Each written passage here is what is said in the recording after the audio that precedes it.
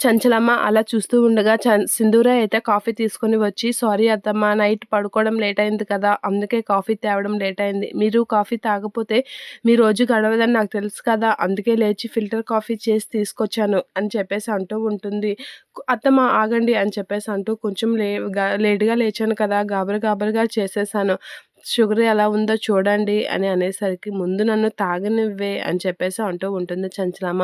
ఇలా చంచలమ్మ కాఫీ తాగేసరికి నివేద అయితే అక్కడికి వస్తూ ఉంటుంది. గుడ్ మార్నింగ్ అని చెప్పేసి అక్కడికి వస్తూ ఉంటుంది.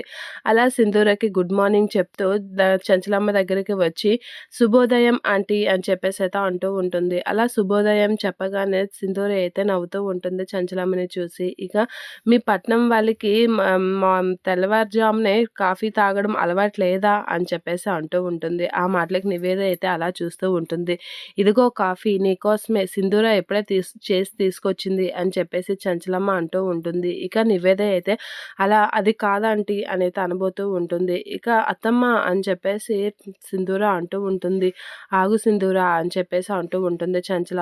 అంటూ నివేదకైతే కాఫీ ఇస్తూ ఉంటుంది. అది చూసి సింధూర అయితే కొంచెం ఫీల్ అవుతూ ఉంటుంది.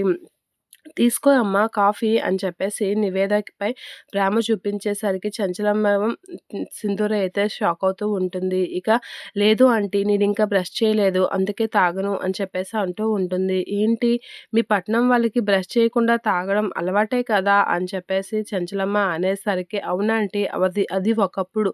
కానీ మీ ఊరొచ్చాక నేను పూర్తిగా నా అలవాట్లు మార్చేసుకున్నాను" అని చెప్పేసి నివేద అంటూ ఉంటుంది. ఇక చంచలమ్మ అయితే అలా చూస్తూ ఉండిపోతూ ఉంటుంది. "అవునండి, నేను ఈ ఊరొచ్చాక మీ మీ పద్ధతులు, మీ కట్టుబాట్లు చూసాక నాకెందుకో అవన్నీ పాటించాలనిపిస్తుంది. కొంచెం మారాలి అనిపిస్తుంది. అందుకే నేను ఈరోజు నుంచి పూర్తిగా మీ కట్టుబాట్లతోనే ఉండాలనుకుంటున్నాను" అని నివేద అనేసరికి చంచలమ్మ అయితే చాలా హ్యాపీగా ఫీల్ అవుతూ ఉంటుంది నివేద మాటలకి.